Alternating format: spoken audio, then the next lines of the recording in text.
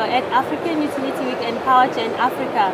Today I'm speaking with Dr. Joe Burgess. I hope I said your name correctly. Burgess.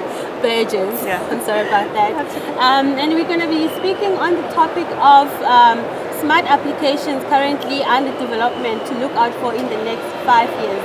Thank you, Dr. Joe. Thank you for having me. It's a pleasure. I want to ask you, what are your predictions for new smart technologies applications in the industry?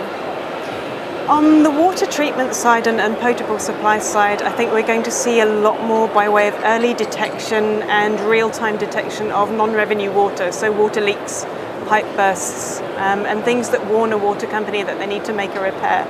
Because one of the biggest issues facing the drinking water supply sector at the moment is that of water loss. So internationally, the average water loss is 35%, which means a third of all the water that they treat and send into the pipeline to the customer is lost. Wow. And that's unacceptable. We don't have enough water in Africa or the world for that to be acceptable anymore. The lowest percentage in the world is 2%, and that's in a city in Israel, and they've done that using smart technology. Wow. So they have a sensor system across the distribution grid that detects a leak at 2 o'clock every morning. Wow. And it sends a message to their control center so that they can fix it in under 24 hours. That's wonderful. And I see the rollout of that kind of technology reaching the rest of the world. So that's on the water side. So far it's still in Israel. Elsewhere it hasn't been, there's no city or country that comes to mind. Not as much. Where we are now in Cape Town is very good. It's about 15%, and it's the best in South Africa, if I understand correctly. But it's still nowhere near 2. Yes. So we have to take up that kind of technology. And then in terms of electricity? It's a very low electricity draw. The units work off a very small battery, similar to having a mobile phone and only switching it on for 5 minutes every 24 hours. So yeah, the energy draw is quite small. Okay. So in terms of smart applications, which ones do you see emerging strongly, let's say, in the next 5 years? Those kinds of decentralized sensor-based systems. So not only in Africa, but also in what we tend to think of as the developed world. Yeah. There's a lot of aging infrastructure, a lot of leaks, a lot of system failure, and it's impossible to renew an entire network, whether it's to collect sewage or to distribute drinking water. You can't do it all at the same time.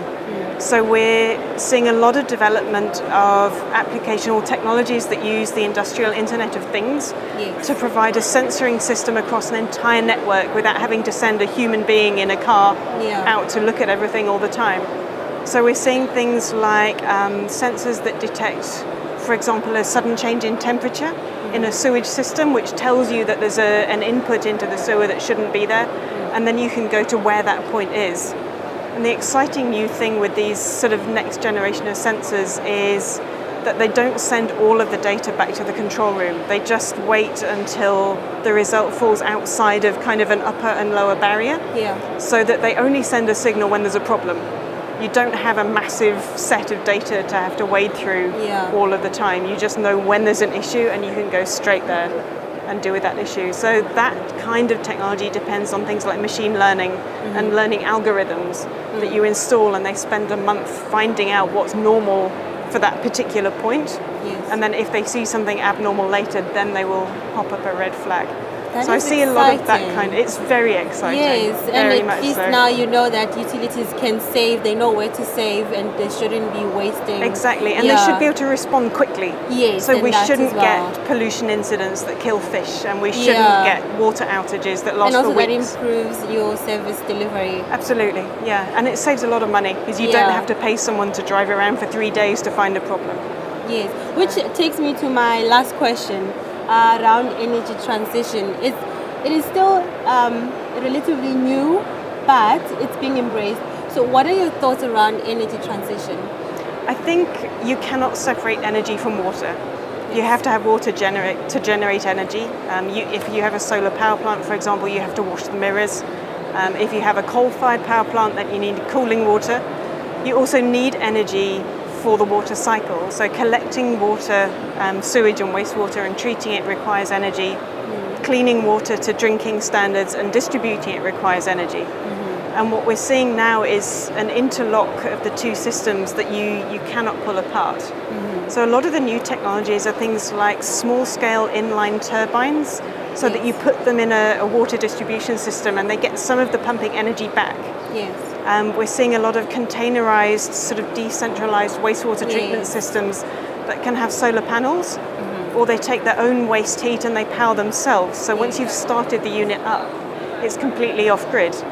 And that means if your big central utility fails for any reason, or you're operating in a country that doesn't have a 24-hour energy supply, you can still run these kind of critical processes completely off-grid. And then you don't have to have an interruption in the wastewater treatment or the water treatment.